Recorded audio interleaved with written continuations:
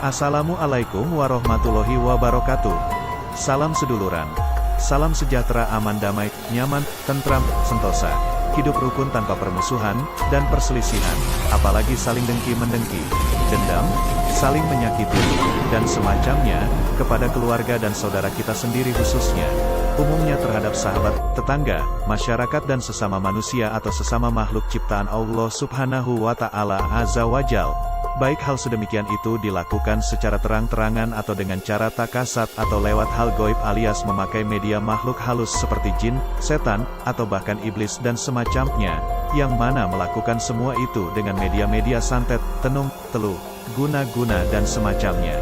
Dan semoga kita semua selamat dari semua hal yang sedemikian itu, dan selamat dari orang-orang dan makhluk-makhluk kasat dan tak kasat yang berniat jahat, zolim, dan menganiaya, dan serta membahayakan bagi kita semua. Amin Allahumma amin.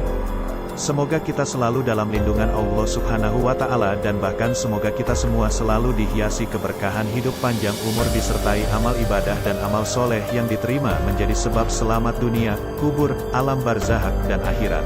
Serta semoga ya Allah kami juga diberikan keberkahan, kemudahan, kelapangan, serta banyak di dalam rizki, ekonomi, fulus, dan lain-lain dan semacamnya, yang cukup dan dicukupkan untuk terpenuhnya segala kebutuhan pokok dan hajat dan lain-lainnya walaupun sebesar gunung. Namun sebelum lanjut, mari bersama tebar syiar Islam dengan klik tombol subscribe, like, and share, untuk berbagi informasi bermanfaat. Dan dukungan kalian adalah sedekah tanpa biaya, karena bernilai sedekah yang berbuah pahala, karena bernilai ibadah yang berupa sedekah tanpa biaya, dan atas ikhlas dukungannya kami sampaikan beribu-ribu terima kasih. Oke, lanjut langsung ke inti dan bahasan pokoknya. Ada beberapa jenis khodam yang harus atau mesti kita ketahui, maka di sini ada 6 khodam yang bakal saya sebutkan sekaligus saya bahas keterangan dan penjelasannya. Baik sobeker dan sedulurku, pengikut setia channel kebanggaan kita ini, simak ulasan dan penjelasannya. Nomor 1, KHODAM Roh Leluhur.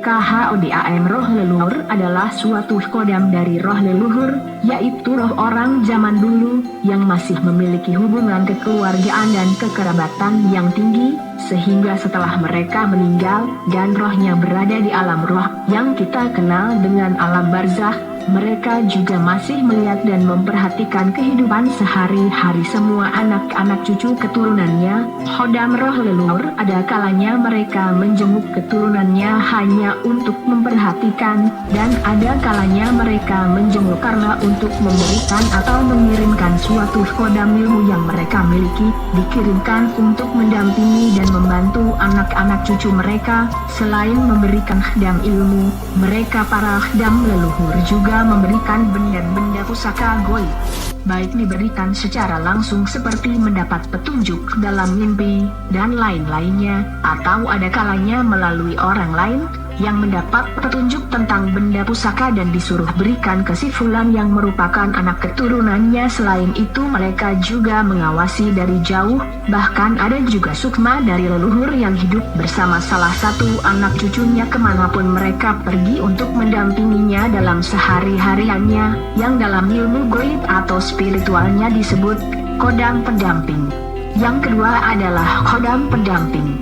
Khodam pendamping adalah sesosok atau sejenis makhluk halus, seperti jin dan lain-lain, yang datang kepada orang yang disukai, guna untuk mendampingi.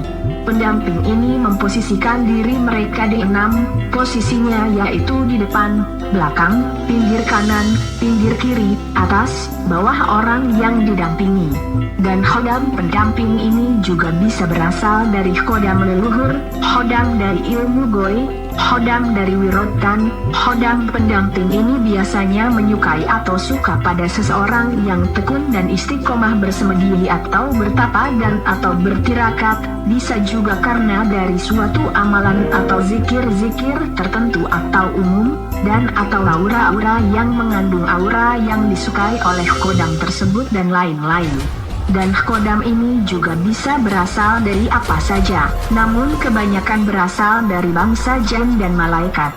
Biasanya keberadaannya tidak ada yang berinteraksi langsung ketika mendampingi manusia, karena sebab itu banyak orang yang tidak menyadari atau tidak disadari keberadaannya, dan banyak tidak diketahui orang, kecuali orang-orang yang mempunyai kemampuan supranatural atau spiritual atau kelebihan dan atau indera keenam dan orang-orang tertentu saja. Tetapi ada saat-saat tertentu di mana kodam itu berinteraksi dan membantu si manusia, dan saat-saat tertentu orang-orang itu merasakan ada kekuatan yang membantunya, dan merasakan aura-aura lain yang sedang bersamanya. Khodam pendamping ini juga bisa berubah menjadi khodam ilmu gaib yang bersifat khusus jika orang tersebut sering mengamalkan ilmu gaib apapun tujuannya, apalagi orang-orang tersebut suka berpraktek seperti di perdukunan dan spiritual dan semacamnya. Yang ketiga adalah khodam ilmu. Khodam ilmu adalah khodam pendamping yang keberadaannya bersifat khusus. Laksanakan perintahnya seseorang dengan memakai media tertentu seperti wirid perwangan dan sesajen baik yang masih dihalalkan oleh syariat atau bahkan dengan cara yang sudah diharamkan oleh syariat. Dan khodam ilmu ini ada kalanya berupa khodam jin, kuntilanak, genderuwo, tuyul, gerandong, sukmah, arwah, khodam, dan benda putih. Akik, keris, batu mustika dan masih banyak lagi dari jenis-jenis khodam seperti semacamnya ini. Khodam ilmu adalah ilmu gaib dengan memakai jasa-jasa makhluk-makhluk halus atau makhluk astral atau makhluk supranatural sebagai khodam ilmunya. Ada beberapa cara penggunaan khodam ilmu ini, yaitu dengan cara melafalkan kalimat amalan atau wiritan tertentu atau berinteraksi dengan si khodam itu.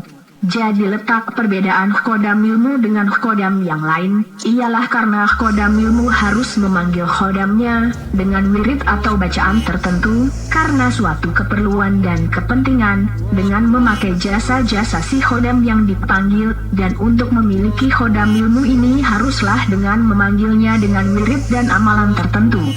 Dan khodam ilmu ini disebut dengan khodam perwangan. Yang keempat adalah khodam keris Jawa. Khodam keris Jawa adalah sejenis makhluk halus yang sama seperti yang lainnya, sosoknya juga bermacam-macam, tetapi lebih mudah dilihat daripada khodam Wurangsa Wahyu. Khodam Wurangsa Wahyu ini sulit untuk mendampingi manusia. Mereka hanya mau ketika diminta oleh seorang spiritual atau yang disebut dengan empuh, seorang yang diberi kelebihan oleh Allah Subhanahu wa Ta'ala Sang Maha Esa, Maha Pencipta, Maha Kuasa dan Maha Bisa. Jika suatu karisma dan aura positif yang ada dalam diri seseorang, maka berlipat-lipat ganda kekuatan karisma dan aura positif tersebut dalam diri seseorang tersebut. Namun ketika tugas mendampingi sudah selesai, maka mereka akan kembali ke asalnya, yaitu tempat semula di mana dia tinggal. Namun mereka akan lebih memilih tinggal di dalam keris sebagai rumahnya. Keris-keris zaman dulu banyak yang hilang dari kehidupan manusia. Karena khodam-khodam ini takut kalau dirinya dipegang oleh orang-orang yang tidak bertanggung jawab. Keris-keris itu menghilang bersama khodamnya dan sekarang yang ada hanyalah barang tiruan belaka. Yang kelima atau yang terakhir adalah khodam benda-benda goib. Khodam benda goib adalah khodam dari jimat dari benda-benda goib, seperti jimat batu akik, jimat rajah, jimat keris. Jenis-jenis jimat ini bisa karena tarikan-tarikan goib, dan jenisnya pun berbeda-beda, namun lumrahnya dari bangsa ini, seperti kuntilanak, genderuwo, dan lain-lain semacamnya. Karena itu, maka orang-orang yang mempunyai benda-benda seperti itu supaya berhati-hati dan waspada, terutama pada khodam makhluk halus yang bersifat negatif, dan jika benda itu berbau negatif, maka segeralah melakukan pembersihan diri. Selain benda keris Jawa biasanya pasif berinteraksi terhadap manusia, tidak memberikan bertuah selain pada fungsi utamanya, seperti memberikan ide, ilmu, ilham, dan peringatan lewat mimpi. Jika sosok goib tersebut tampak mendampinginya, maka benda tersebut akan terus berfungsi walaupun ada di rumah, tetapi jika sosok goibnya tetap di bendanya, maka fungsinya akan berfungsi ketika benda bertuah itu dibawa saja oleh pemiliknya. Dan jika benda tidak di bawah maka tidak akan dirasakan fungsi bertulahnya. Karena itu benda-benda jimat tersebut lebih baik selalu di bawah. Selalulah dipakai untuk memastikan fungsi-fungsi manfaatnya dari benda-benda tersebut. Selesailah penjelasan-penjelasan dan pembahasan-pembahasan mengenai kodam-kodam tersebut. Sekian dulu pembahasannya Lur. Jangan lupa wahai bagi kalian sedulur atau saudaraku seiman, sebangsa dan satu suku yang belum mendukung, dukunglah channel kami ini agar bisa terus berkembang dan demi agar bisa memberikan manfaat bagi orang-orang banyak. Dukung kami dengan utamanya mensubscribe dan bagikan agar lebih banyak orang yang tahu akan ilmu penting dan bermanfaat ini, dan bunyikan loncengnya agar kalian dapat updatean terbaru yang di UNGGAH oleh kami di video berikutnya.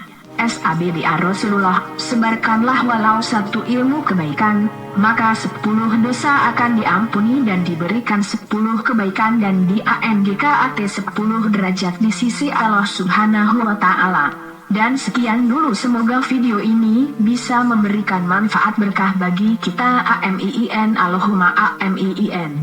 Wassalamualaikum warahmatullahi wabarakatuh. Sampai jumpa.